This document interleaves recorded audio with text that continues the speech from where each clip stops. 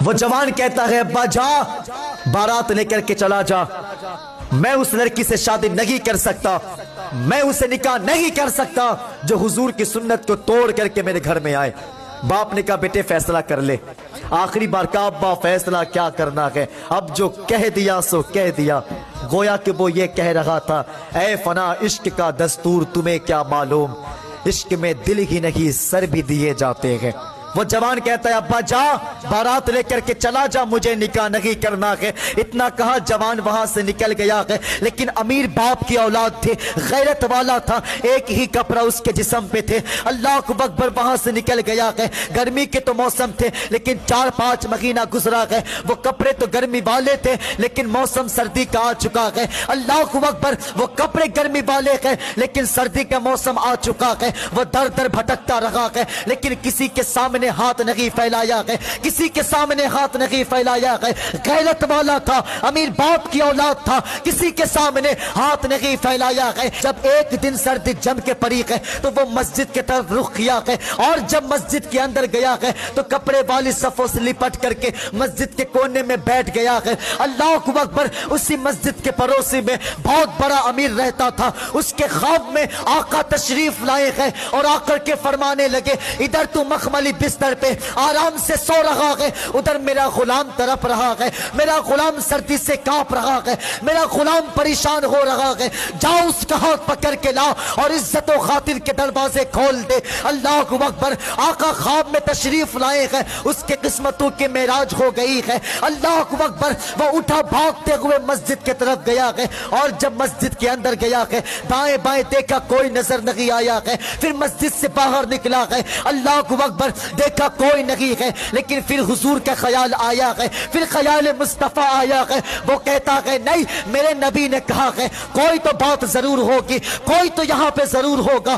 اس نے دماغ لگایا ہے آخر کیسے تلاشا جائے۔ اللہ اکبر مسجد کی طرف پھر بڑھا ہے، پھر مسجد کے اندر آیا ہے، دائیں بائیں دیکھا ہے، پھر دیکھا کونے میں ایک صف لگی ہے۔ اللہ اکبر جب صف کو کھولا ہے دیکھا ایک جوان ہے جو صفوں سے لپٹ کر کے بیٹھا ہوا ہے، اس کا ہاتھ پکڑا ہے، اپنے گھر پہ لے کر کے آیا ہے اور اس کو عزتوں سے نوازا ہے، مہمان نوازی کیا ہے۔ اور جب کل کا سویرا ہوا ہے اللہ اکبر وہ اعلان کر دیا ہے دیکھو ہمارے گھر پہ مہمان آئے ہیں، ہمارے گھر پہ مہمان آئے ہیں، عزتوں سے نوازا کیا ہے۔ وہ جوان پریشان ہے آخر اتنی عزتیں کیوں مل رہی ہے، اتنی قدر کیوں ہو رہی ہے۔ 3 دن تک مہمان نوازی کیا ہے، جب وہ جوان جانے کا ارادہ کیا ہے اللہ اکبر وہ امیر ہاتھ جوڑ کر کے بیٹھ گیا ہے اور کہنے لگا آپ میرے گھر پہ کیوں نہیں رک جاتے؟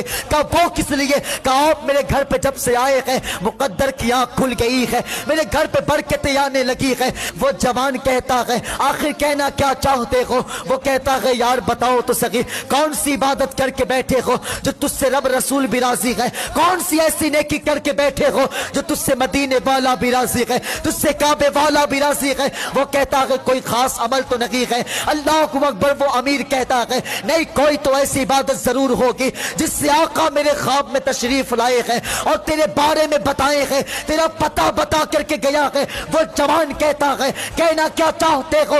وہ امیر کہتا ہے سنو میں تیرے پاس آیا تھا، اپنی مرضی سے نہیں آیا تھا بلکہ آقا نے بھیجا تھا، آقا نے پتہ بتایا ہے، آقا نے تجھے اپنا کہہ کے آواز دیا ہے۔ اللہ اکبر جب اتنا کہا ہے جوان کی چیخ نکل گئی ہے، وہ کہتا ہے مجھے بتاؤ تو سکی آقا کیا بولے ہیں میرے بارے میں، کیا حضور نے مجھے اپنا کہہ کے بلایا ہے؟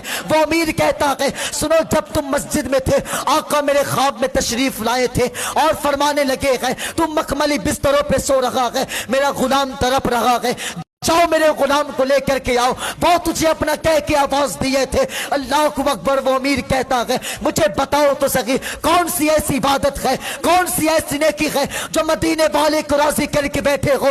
اللہ اکبر وہ جوان مدینے کی طرف رخ کیا ہے، داڑھی پہ ہاتھ رکھا ہے اور کہتا ہے باہر مدینے والے تیری ایک سنت کو سینے سے لگایا ہے، تیری ایک سنت کو اپنے چہرے پہ سجایا ہے تو تم مدینے سے مدد کے لیے آ گیا ہے۔ اگر میں تیرا ہو جاؤں تو مجھے بچانے کے لیے قبر میں بھی آ جاؤ گے، حشر میں بھی آ جاؤ۔